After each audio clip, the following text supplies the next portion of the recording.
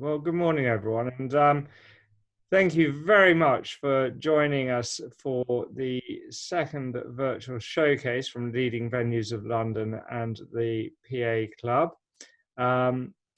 So depending on your feedback from this is something that we hope to continue into the future. Sort of even when we're back to a normal, whenever that happens. We've got three presentations today, Tobacco Dock, Corporate Traveller, and the Beaverbrook Hotel and Estate in Surrey.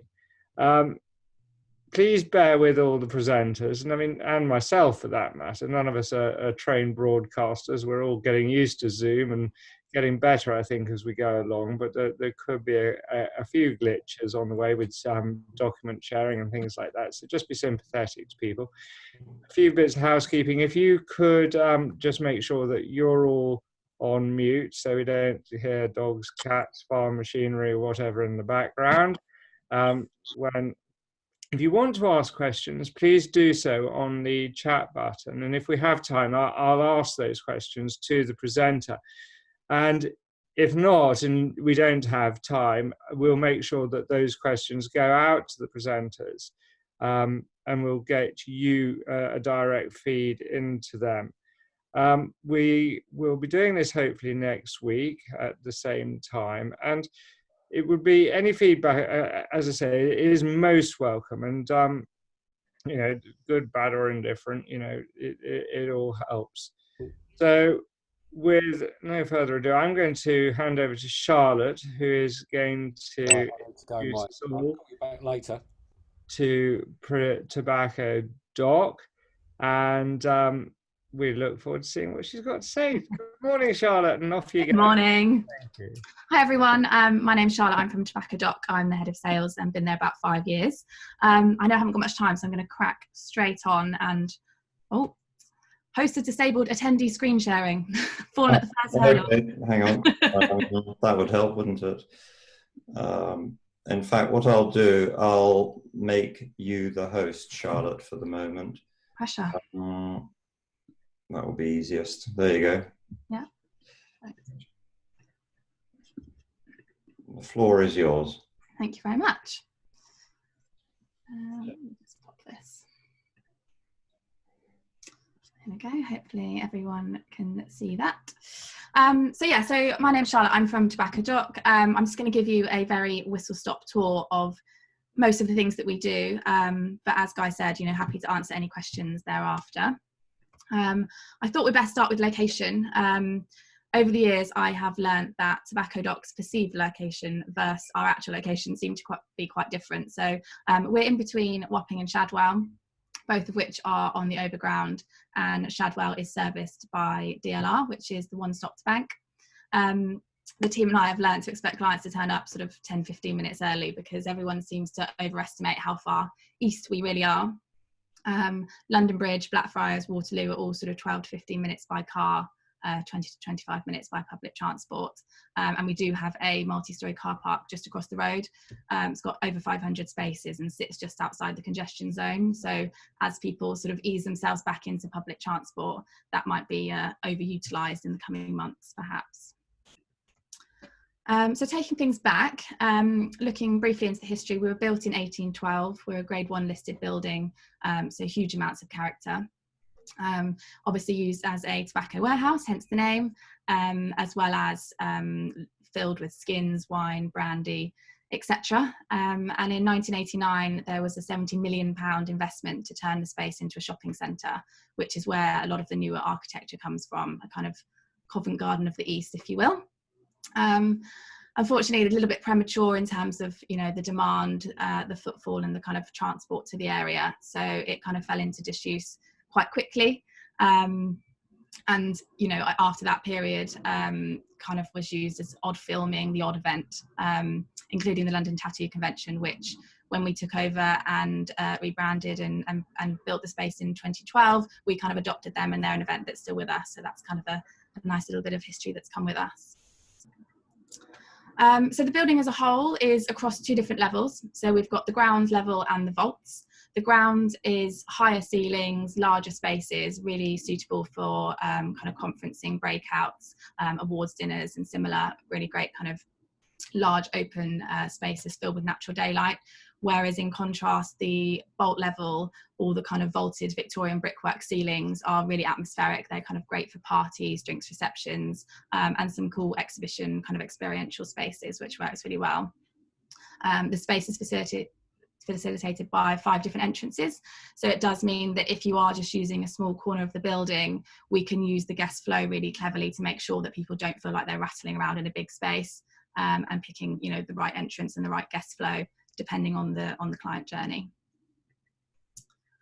So looking at the spaces as a whole, we've got over 50 different spaces and they range considerably from size. So our smallest meeting room does 6 people, and our great gallery, which is our largest space, does conference and dinners for over 1,000. In terms of capacities of the whole building, obviously that means we start from 6, but we can range up to 10,000 people. Predominantly that's used for large consumer shows. So we do gin festivals, Utopia, Taste of London, which you might all be familiar with, but also some really large drinks receptions off the back of larger events at Excel or what have you. A combination of indoor and outdoor space. So we've got some lovely courtyards that sit in the midst of the building, which are great for summer parties and a bit of fresh air during conferences. And the ultimate outside space we've got is our rooftop bar. It's called Skylight.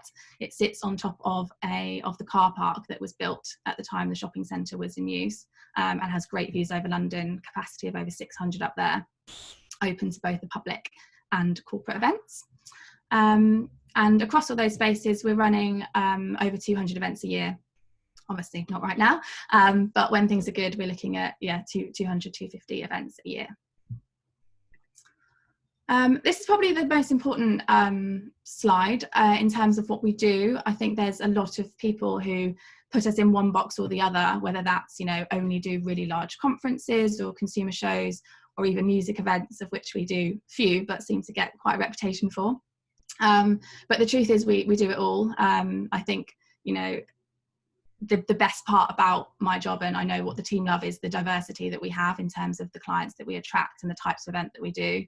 I think the ultimate situation was going from London Tattoo Convention, which is an international show where the building is quite literally buzzing with needles, to the Body Shop Company update, you know, back to back, and that's the kind of variety that we love. And size, again, like I say, I think people sometimes put us in only big event category, but like I say, we have meeting rooms for 6 people that we hire by the hour, so there really is a range. Dot Gallery, a newer space for us. Oh,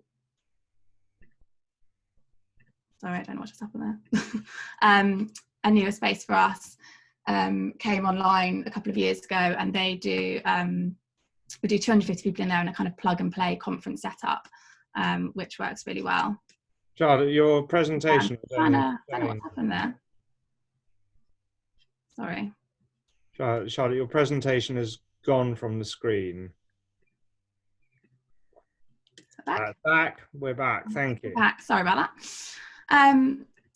And in terms of what we offer, again, dry hire is a really common misconception. That's how we started. So we were, you know, predominantly used by large production companies who were bringing in, you know, suppliers from all over the country or the world. However, we have noticed a kind of change in that demand.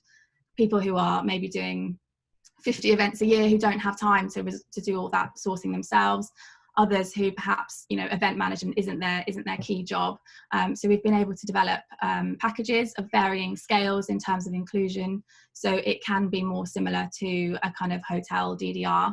We keep the AV separate just because it is quite varying across different events, but we can kind of give you a price per person with all your catering, furniture, security, cleaning, all those things. So on inquiry, the team will kind of assess what support that you require and how flexible you need to be in terms of the use of external suppliers, and package it up accordingly for you, including summer and Christmas parties, which we also do packages for, both in the main venue and up at Skylight. And I think the key message is just to test us. You know, we'll be very honest if there isn't something that we can do, but there is a good chance we'll have a product that is suitable for what you're looking for. looking quickly at our suppliers, so this is obviously a key topic. Recently, we have brought more and more in-house, again, just to kind of support that package element and try and make it a bit of an easier product to buy from, so you're not having to go out to numerous people to collect quotes and what have you. So we have Tobacco Dock Food, our in-house caterer, who can do anything from fine dining to street food, which is particularly popular at the moment, but that balance between having, you know, that street food theatre with the kind of knowledge that we can serve, you know, 1,000 people in 20 minutes if that's what we need to do according to the break. So that's a nice kind of partnership we've got, as well as Tobacco Dock AV, very original names, who are our in-house AV company. They're again also based in the building and have a lot of infrastructure already in the ceilings of our key spaces, which means that the build and the de-rig time that you might need can be reduced, and in line with that, so can the cost. In-house security and cleaning, which I think is pretty standard, and a preferred supplier list, which covers a lot of the other services. But, you know, open for conversations on that as and when, but we really feel like that having all those people on site is really, really helpful. It means that when you come down for a site visit, everyone's there to ask questions, and there's a real synergy between all the different departments in terms of knowing, you know, what the client wants and achieving a kind of cohesive result. I can't really talk about services without just quickly touching on branding, because it is a real key feature of Tobacco Dock. Whilst the kind of grade 1 listing architecture speaks a lot for itself, what clients do love is the chance to really personalise the space, and that starts from, we've got relationships with the council where we can brand from the station signage to the venue, from the gate all the way through, and it can be done as simple as utilising the hanging shop signs outside each room to label the content or the sponsors, up until, you know, vinyling every single piece of glass, or, you know, dramatic entrances like you can see in the Armani picture there for their fashion show. In terms of what's new, there's obviously a lot to talk about, but just a couple of things that have happened more recently that even those of you who might know Tobacco Dock might have missed. Currently, we're giving our main entrance, Wapping Lane and Quayside Walkway, a bit of a revamp, just to freshen that all up. It's a dramatic entrance as it is, but we've just added a nice living wall, some greenery, and it's all getting a bit of a paint job to freshen it all up. In terms of meeting rooms, we've got additional meeting rooms coming online now. They're more and more popular, both for, as I say, to hire on their own, or for larger events who actually just need press rooms, production offices, VIP areas, which they don't want a huge big space. They don't want to spend a fortune furnishing. So as you can see, we've got kind of boardrooms and also kind of kitchen areas and lounge areas, which work really nicely. Something else is our winter pavilion. So whilst our outdoor space is an absolute godsend in the summer and great for summer parties, it does cause problems in the winter in terms of moving between spaces and keeping that warmth. So over the past couple of years, we've tried a few different methods, and last year had a really successful semi-permanent structure built, which was really, really in keeping with the building, with the ironwork from the shopping centre refurb, but also gave a new space, so making a courtyard a usable space for delegates, but most importantly meaning that you can move from our two largest spaces undercover without any weather concerns. Another brandable option as well.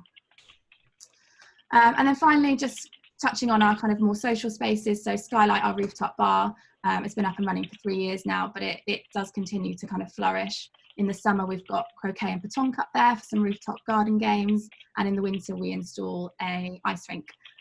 So nice views of the city as you skate round. That again, as I said, is open to the public and can be taken over for small groups of corporates who just want a small area, or take over the whole space for up to 600 people. And finally, our Quayside bar, which was offline for a while, is back online, fully furnished and ready to go, and we can do some great packages in there as well for drinks, receptions and parties. And then bit of a name drop, but this is just a slide that, you know, makes all of the team really proud in terms of the diversity of the clients that we work with. Some great names up there, but it just really shows that, you know, we're not industry specific and we're not event type specific, and we really can cater to a kind of wide variety. And then finally, I don't know, everyone's probably sick of dwelling on COVID and all that, but it feels weird not to mention it. So just a couple of things that we're doing in the here and now whilst we haven't got events taking place in the building. We have a really great extensive virtual tour that's embedded on our website and has been for some time. but that's there for anyone to have a look around. I would recommend, if you're able to kind of get in touch with myself or one of the team, so that we can facilitate that with you, share it on a Zoom call, talk you through it, give you a bit of a context as you walk around. We're available for those whenever you like. Our facilities and our operations team are focusing on kind of safety first when we can push things back into the building. So things like looking at new capacities, optimizing the fact that we've got so many different entrances and exits, so creating one-way flows, as well as obviously all the kind of cleaning and hygiene procedures that need to be ramped up. We're also looking to package up some virtual and hybrid facilities so that clients that we have that are looking to postpone can do something online, or alternatively clients that have had to move out of other venues can do something with us. So again, we've got the IT infrastructure and we've got the teams behind that. So we just want to put together and finesse a package to put out there to make it as easy and as user-friendly as possible. And finally, you know, first and foremost, ever since things kind of really wrapped up in March, our focus has been on having really honest and open conversations with clients. We've been very lucky that all but one of our clients has managed to postpone rather than cancel, which is great. And it's actually been a really good chance for us to demonstrate the value that we put in our client relationships and really put their event and their businesses first to try and accommodate them without being difficult. So it's made what could have been a really horrible, hard conversations that little bit easier, which has been great. And that's that. Oh, that was absolutely fantastic. Thank you very much. There's just one question. Yeah, of course. Are you able to get quite late licenses at Tobacco Dock? Yeah, so our standard license is till 1 a.m, but we can extend that via the council. I think the latest we've done is 4 a.m. It's on a case-by-case basis, but we're yet to be refused, fingers crossed. Never say never, but we have a really good relationship with them and we put the measures in place as and when we need to do that. Fantastic, thank you. Well, that was brilliant, and I'm sure if we get any other questions coming through, I'll fire them through to you, but thanks so much, Charlotte. No problem. And now I'm going to introduce Angelo from Corporate Traveller. Angelo, if you, well, I can't see Angelo. I've got so many faces. Yeah. Oh, hello. Hi there. Sorry about that. That's okay. Over to you. I'll mute myself now, and we'll sort of take, you know, a very different sort of, obviously not a venue here, which we've had, so it'll be very interesting. And over to you, Angelo. Fantastic, not a problem. Hi everyone, I hope everyone's doing okay and safe and sound at home. At least we've got the weather outside, that's nice, I'm guessing. Let me see if I can share my screen and we can start presentation, because I know we're trying to keep this to a minimal. I believe you need to give me autonomy, gentlemen. Angela, I've just temporarily made the host, so that should do it. Fabulous. Okay. Can everyone see that screen? It's just starting. Yeah. Fantastic. Obviously, my name's Angelo. I am from Corporate Traveller. Just to give you a smidgen of background about myself, I've been with Corporate Traveller for 6.5 years now, maybe 7. And previously to that, I actually was a client of Corporate Traveller. So I do understand the ends of both sides of the table, so to speak. Now, I've got a presentation for you that I won't go through every single item, but by all means, we'll answer some questions. I've got some other slides if need be. Essentially what we're here and what we do at Corporate Traveller, we're a very personable company. We are a global company, and I'll go into that a little bit, but to us, it's all about our people, and our clients are part of that, and it's about partnerships with them. And along with that, it's about understanding your needs and understanding the needs of your travelers if you're booking on behalf of other people. And that's what we're all about. With understanding that, we can give you the best advice and tools if need be, and to work through all the travel necessary. Obviously, travel is suspended across most of the world at the moment. And we've got a live webinar series, which I'll go back into later on throughout the day if anyone is interested. As I was saying, the bigger picture is about you and your company and your requirements. We tailor what we do around your requirements, whether you need advice on what's happening currently at the moment, or where you need a total new travel policy.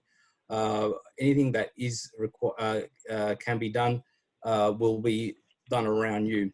We find that effectively 3 main points ascertain most people, which is time efficiency, financial control, and duty of care, which is obviously imminent around globally at the moment. What you'll see with time and efficiency is we look to streamline everything that you guys do and the whole booking process to take care of that pain and those headaches away from you guys and give you an easy solution, as well as taking care of administration and those finance parts of the arm that you don't need to deal with. Whether you've got an expense solution in place or you'd like a recommended, we do partner with several expense solutions along with the travel, which obviously gives you a better financial control of everything that you're doing. Currently, we see clients who come on board. We don't partner with everyone. We partner with where we think we can add value and where we know we can add value effectively. So what we currently see, generally speaking across the board, we generally can reduce costs of 10 to about 15% generally in what you're doing, whether it's flights or hotel accommodations, or even transits and transfers and car hire, even down to visas if need be. Duty of care is really big at the moment, obviously with coronavirus being at the forefront of everyone's minds, and this is why we're doing these the webinars, so to speak. We are here. I mean, I understand the other side of the table, because I was that guy who traveled extensively, and corporate travel took care of those arms. It's down to that personal touch where my travel consultant knew where I wanted to sit on a plane, knew my hotels that I wanted to take care of. If there were cancellations or changes, they contacted me directly and took away the headache of the airline. I'll give you a quick background about who we are as a company, and to give you an understanding of how big Corporate Traveller actually is effectively. We are a truly a global company. We're located around the world. Our turnover last annum was in the range of 24 billion. We do have offices worldwide, and that's for a reason, because we like to be that personal touch. What you'll see here, it's not just global, but it's throughout the country. We've got 20 offices up and down the country. So whether you're down here or up in Glasgow or Edinburgh, we'll be able to see you, and your consultant will be located near you. I'll give you a bit of understanding of how the company works as a whole. We do have several brands. The way we internally work is depending on your requirements and depending how much you're traveling, will depend on what brand of ours works with you. Now, I represent Corporate Traveller, which represents people who are frequently traveling, want that personal touch, want everything that's needed they get currently now, but having basically your personal travel PA that takes away all the headaches. We also have a sister brand called FCM, who generally deal with global conglomerates who have teams and thousands of people working and traveling at a time. And obviously many other facets and other brands, which I won't go into at the moment. Going back to our financials, this is our financials with Corporate Traveller over the UK. At the last point, obviously, as I mentioned previously, our turnover was 24 billion. What that actually means to our clients is we've probably the #1 seller for transits or for airlines. Very close to globally, but definitely European. To put that in perspective, we sell more seats than BA sell in Europe. That's just a fact. Having those kind of negotiating powers and that kind of volume speaks tremendous amounts. over not only just here in the UK, but on a global aspect. Well, we have ties not only with BA, but all major airlines, whether it be Virgin, American, Delta, Etihad, anyone that is on the board, we will work with, and we do have special partnerships with. Now I'm going to go to a bit about our technology. Obviously in this day and age, we do have different parts of technology we work with. Fortunate enough, we actually invested a year and a half, 2 years ago into our technology. Just before this, coronavirus has put us all working from home. So we have several tools, whether you work with Concur, which is a major player in the game, or you work with other segments, we can submit them and partner with them on a regular basis. What you see in front of you is a platform that we can supply. We supply all our clients. It's a travel management profile effectively. And what you'll see is different enhanced versions of what people work with and what people do and what is available on screen and for them. We also have and developed in recent times CT Secure, which is basically a breakdown of which your probably HR department would be very interested in. You can track people as much as you like. Now it is passive one, so people would need to check in. So if you need to know where everyone is, we could track them to a certain range. But we don't put personal trackers on anyone or anything like that. It's all about making things safe and secure for your travelers effectively. Now I'll go into Concur right now. Whoop, there we are. Now I'm not sure if anyone has used Concur before, whether it's on the expense side or the travel side. It doesn't matter. We are a preferred partner of theirs. So we look seamlessly with them and work with them on a daily basis. I was just on a WebEx meeting prior to this with the chaps at Concur recently. So what you can do is use a Concur tool through us, effectively book all your travel needs, and that would actually, in effect, pull all those receipts and anything that you need as expenses straight through to the expense side, and it will be seamless, in fact, eradicating any kind of administration that your finance guys would do. I'm going to talk about a return on investment effectively. Obviously, everything is at a cost. Things do cost money. But what we're looking to do is actually negating that right out of the way. What we charge is actually very minimal. It's more of an administration fee. And what we look to do is actually reducing the costs. So much so that our consultants and myself are actually encouraged and incentivized to reduce your costs. So it's in our best interests to reduce your costs, not only on your flights, but on your accommodation and any kind of transits and anywhere in between. We're here to make sure that we're delivering the right solution for you, whether it's a blended solution where you're using online tools and off, or just an offline solution, so either or online. We give you the best of both worlds.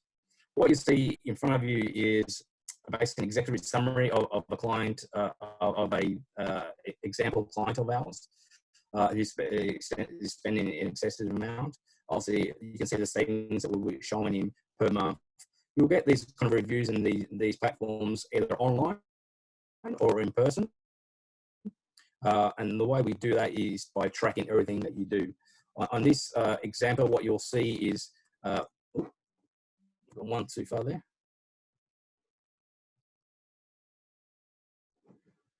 What you'll see is basically the savings achieved.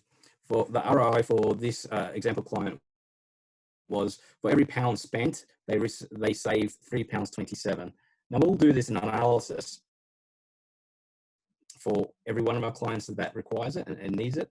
But what you will have in place is the fact that we're here to help effectively. We're here to reduce the cost and make things a lot easier for yourselves. Angelo, Angelo, that's fantastic. I think your sound feed is breaking up a little bit, so I'm going to interrupt you there. I mean, I think more than ever, people are going to be looking for people that can give them advice in the travel market, and Sure. people that are traveling and into conventions and everything. So a partnership with someone like yourselves is going to be invaluable going forward. But I think obviously yours is a very sort of detailed product and very specific. So if anyone has questions and they'd like to ask Angelo, please fire them through. And it might be that because we will have some agencies listening into here, that you need travel partners for international events. We'd love to put you in touch with Angelo, but thank you so much for that. I mean, and everyone's going to need advice how this is done best. So it's fantastic sort of partnership to be able to consider, I think. So that's brilliant. No Thank problem. you, Angelo, so much for that. No And problem. if we go now to Alec Jeeves from Beaverbrook Hotel and Estate. Where are you, Alec? Put your hand up. Hi, good morning. Oh, there you are. I see everyone's so many faces there. So with that, I'll hand over to you, Alec, and Clifford will no doubt give you control of the screen. Thank you. Okay, thank you. Should be all yours, Alec. Okay. Can everybody see that okay? Yeah. Yes. Super. Okay, right, so here we go. So Beaverbrook, some of you may know of us, may not, but in terms of our location, which is obviously key with most venues, we're very close to central London, so it's 40 minutes, direct trains from Victoria and Waterloo. The M25 is just a stone's throw away to over 2.5 miles, and then we've got the airport, obviously once we're flying again, very close by as well with Heathrow and Gatwick. Just to give you kind of an overview of the estate itself, so we're set out in the countryside with over 400 acres. We've got 35 bedrooms, mixture of categories, with meeting space, various dining areas and public rooms within a number of buildings, which I'm going to cover shortly. Health club and spa, school of cookery, and lots of outdoor activities to do on the estate. So just to give you an overview of how the estate is, so we have one entrance and one exit, so it allows us to kind of control numbers coming onto the estate. You will drive through the golf course before you get to the first building there on the slide, which is the garden house.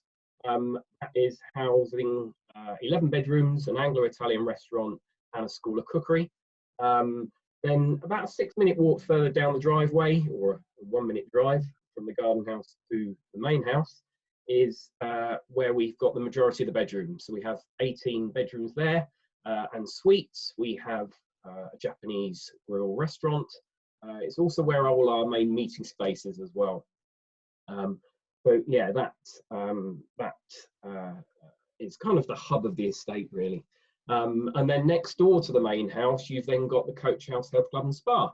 And I'm going to go in a little bit slightly more detailed information about all of those as well. And then you've got the Coach House cottages, which have 6 bedrooms in there, next to the paddle tennis courts and tennis courts.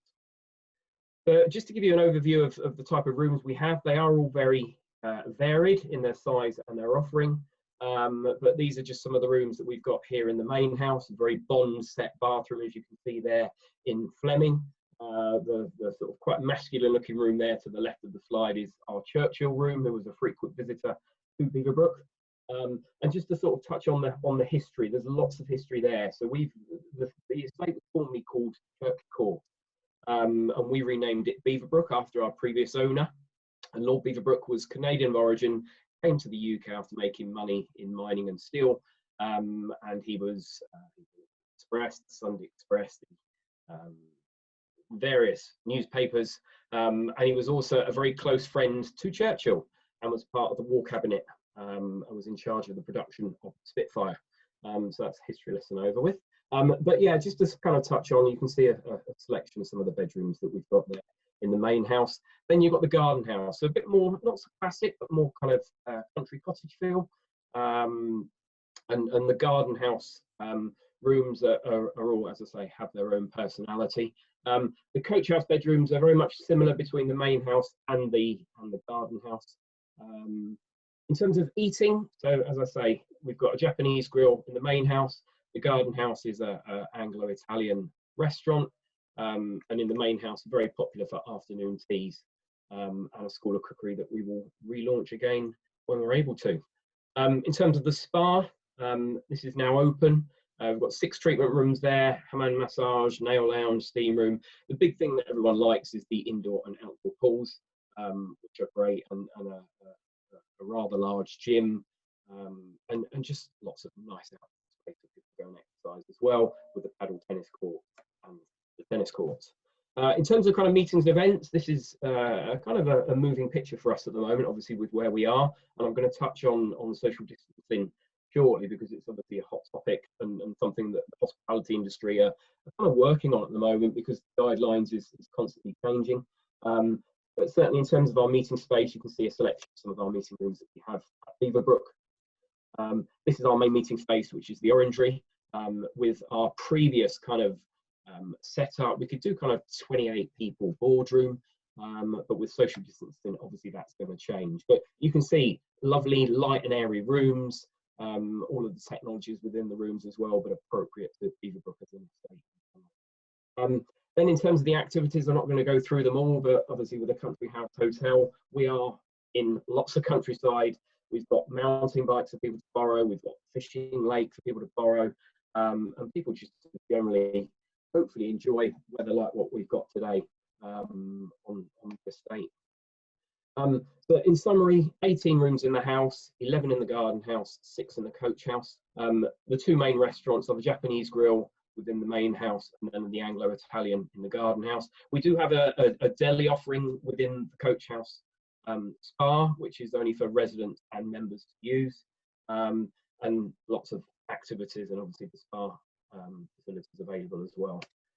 Just to kind of touch on it, and I don't want to kind of dwell on it for too long, because as I say, it's an ever-changing picture. We've even gone to the extent of looking at all of the rooms. We've based it on the 1 metre distancing in terms of the World Health Organization, which is where the guys on the estate are kind of believing and hoping that is hopefully where the government potentially may go down by the time we get to open. We're currently planning for the start of July to open, but as I say, we're very much getting that R rate down and seeing where the government guidance and who's guidance as well, and where we're going. So we've already started reviewing our capacities, that we know room by room where we can accommodate people, and again, even within the restaurants there. So that's the Japanese grill within the main house, and you've got the garden house, and we've got all of this protocol that we have. So this is just the people coming onto the estate. We're lucky, we're able to control who is coming onto Beaverbrook, 1 way in, 1 way out. So it's reservations only. We're taking people's temperature. We normally valet park. It's something that we're not valet parking for the moment. We have employees, so us as employees have to follow a protocol, as will guests.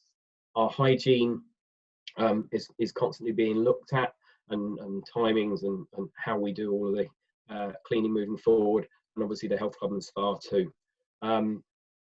Social distancing in terms of the table set out and how we're intending to serve the food. And also, it's not just the customer, it's a lot of stuff going on behind the scenes. Small kitchens need to be assessed as to how we do it. Who knows, maybe we spill out into our school of cookery and able to serve guests within the restaurant, and we close the school of cookery for a while. It's kind of working out what's best for the guests and the team at Beaverbrook. And then the golf course, which is very much a closed case, but or private members course, is obviously being looked at as well. So that's kind of Beaverbrook. Really appreciate the opportunity to give me this window to tell you a little bit more about us. That's my email address, but I have to follow up with questions later on through Guy or Alec, that was brilliant. What a fabulous property. I mean, it's just dreamy. I mean, I've got a couple of questions. Just do you work with booking agencies, and do you pay commission? Yeah, absolutely. Yeah, absolutely. That's wonderful to hear. And is more of your business people taking it on an exclusive hire, or do you sort of, is it groups of tens and eights? Completely mixed. So we have families that would come and stay with us. So on leisure visits, yes, we do exclusive use. So you could potentially take the whole estate. You could maybe take the main house or the garden house. We've had clients that have taken one of each. So yeah, we're very happy to look at whatever would be appropriate, and we know what works for us as well. Yeah. We've been used by all sectors, from the motor industry to banking, financial, technology. Yeah, we quite enjoy the variation of it. But the house does give flexibility, and obviously we're working through with the social distancing as well with what we've got at the moment. Well, thank you. That was brilliant. What a fabulous property. A few things just before we go. Thank you very much, everyone, for joining us, and a special thanks to the three presenters. I thought you all did brilliantly, and thank you for that. We will be running one of these again at 11 o'clock next Wednesday, and we'll announce who the venues and presenters will be for that. One thing of interest, Leading Venues London have teamed up with a company that's doing decontamination and fogging for venues. If you want any advice, we can put you in touch with that. I think it's something that everyone's going to be doing for their venues. And also someone's doing thermal temperature imaging, so you can do 30 guests at a time coming into. I mean, we're just sort of trying to put people in touch with people who are doing these kind of measures that will help make venues safe, and the kind of things what venues are going to be expected to do. So if you need anything on that, please send us through, either Clifford, Mark, myself, Charlene and Michael, send us through an email on that, and we'll put you in touch with people. But in the meantime, all keep very, very well. I hope you enjoy the sunshine. I hopefully we'll see you all in for real when we get through to the other side. And, have a good day. And thanks so much for joining us. It's been a privilege to see you all. Thank you. Goodbye.